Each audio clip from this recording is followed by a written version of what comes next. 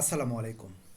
আজকে আলোচনা করছি ঠিক WH কোশ্চেন্স তৈরি, তবে আজকে হবে হলো কতক্ষণ, কতদিন, কত বছর, কত সময় ধরে বা কত সময় যাবত এরকম প্রশ্ন করার ক্ষেত্রে আমরা কোন WH ব্যবহার করব এবং কোন WH ব্যবহার করার পরে আমরা কী ধরনের প্রশ্ন উত্তর করতে পারি সেটা নিয়ে আলোচনা করছি। Welcome welcome to my Facebook page and YouTube channel. Please follow my page and subscribe my channel. Okay? Making sentences and answers. তো বললাম যে কতক্ষণ ধরে, কতক্ষণ যাবত, কত দিন, কত মাস, কত বছর ধরে এরকম প্রশ্ন। মোট কথা সেটা কতক্ষণ, কত দিন যাই হোক না কেন, আসলে কতক্ষণ, কত সময় ধরে। ওকে? তো এরকম প্রশ্ন আমাদের করতে গেলে করতে হবে হলো হাউ লং দ্বারা। হাউ লং মানে কতক্ষণ, কত সময় ধরে ব্যবহার করতে হয়। তো হাউ লংয়ের পরে আমরা এখানে প্রেজেন্ট এবং পাস্ট উভয় টেন্সই একসঙ্গে দেখানো হয়েছে, যে হ্যাভ, হ্যাজ প্রেজেন্টে, আর হ্যাড হলো পাস্টের ক্ষেত্রে, সাবজেক্ট, তারপরে বিন, তারপরে ভার্বের সঙ্গে আইএনজি যোগ, তারপরে এক্সটেনশন।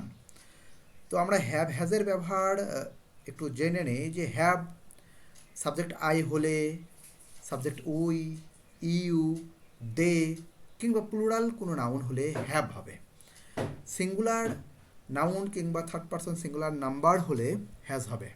যেমন he has, she has, it has, কিংবা রহিম হ্যাজ, খরিম হ্যাজ, সে জুতি হ্যাজ। ওকে? আর হ্যাড পাস্ট টেন্সে, তবে সকল প্রকার সাবজেক্টের ক্ষেত্রেই হ্যাড ব্যবহার করা হয়ে থাকে। তো অক্সিলারি শুধু এই প্রথমটা সাবজেক্টের আগে আসবে এবং হাউ লংয়ের পরে বসবে। ওকে? আর বিন মনে রাখবো যে বিন কখনো সাবজেক্টের আগে বসে না। ওকে? তাহলে এর উত্তরটা কি হবে? ঠিক সাবজেক্টের পরে হ্যাভ, হ্যাজ, হ্যাড যে টেন্স অনুযায়ী এবং যে সাবজেক্ট অনুযায়ী যেটি হওয়ার কথা সেটি তো আমরা ব্যবহার করব। তারপরে বিন, ভার্বের সঙ্গে আইএনজি যোগ, এক্সটেনশন, এবং আমাদের উত্তরটা লিখতে হবে। তো উত্তর লেখার ক্ষেত্রে আমরা বলে রাখি যে যদি নির্দিষ্ট সময় হইতে বোঝায়, যেমন কোনো বারের নাম উল্লেখ আছে, তারিখের নাম উল্লেখ আছে, সালের নাম উল্লেখ আছে, ঋতুর নাম উল্লেখ আছে, বা ঘড়িতে বাজার সময় যেমন 7টা, 8টা, 9টা, কিংবা সকাল, দুপুর, রাত, সন্ধ্যা, বিকেল এরকম সময় উল্লেখ থাকলে সিন্সের পরে আমরা ওই সময়টা উল্লেখ করব। আর অনির্দিষ্ট সময় যেটা যাবৎ ধরিয়া বেপিয়া বোঝাই, সেখানে আমরা ফর ব্যবহার করব এবং উক্ত সময়, যেমন 7 দিন যাবৎ, 2 দিন ধরে, 3 ঘন্টা যাবৎ, 2 মাস ধরে, এই ফরের পরে ওই সময়টা আমাদের লিখতে হবে। যদি কখনো আমরা দেখি যে সারাদিন কিংবা সারা রাত এরকম উত্তর লিখতে গেলে অল ডে লং লিখবো, আর অল নাইট ছিল সারা রাত, তবে এক্ষেত্রে কোনো প্রিপোজিশন ব্যবহারের প্রয়োজন নাই।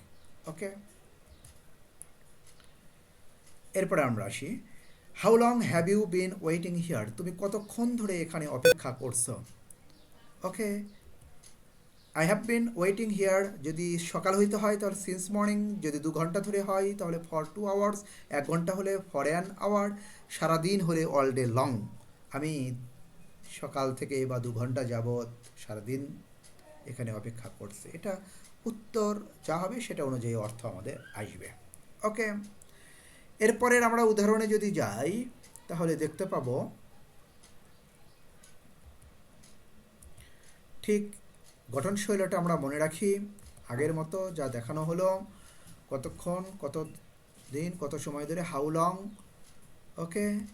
তো এখন আমরা উদাহরণ দিচ্ছি যে how long had they been digging the pond, কতক্ষণ বা কত সময় ধরে তারা পুকুর খনন করছিল। এটা পাস্ট পারফেক্ট কন্টিনিউয়াস টেন্স। তাহলে they had been digging the pond, এখন সেই সময়টা লিখতে হবে। যদি 1 সপ্তাহ হয় ফর এ উইক, 2 মাস হলে ফর 2 মান্থস, 1 বছর হলে ফর এ ইয়ার, আর বুধবার ওয়েন্সডে, সিন্স ওয়েন্সডে, কোনো বার থাকলে সিন্স দিয়ে করব, সাল থাকলে সিন্স দিয়ে করব। ওকে? এরকম। তো আমরা এরকম লিখতে পারি যে কতক্ষণ ধরে বৃষ্টি হচ্ছিল অথবা হচ্ছে, how long has it been raining, অথবা how long had it been raining, কতক্ষণ ধরে বৃষ্টি হচ্ছে প্রথমটা, পরেরটা কতক্ষণ ধরে বৃষ্টি হচ্ছিল।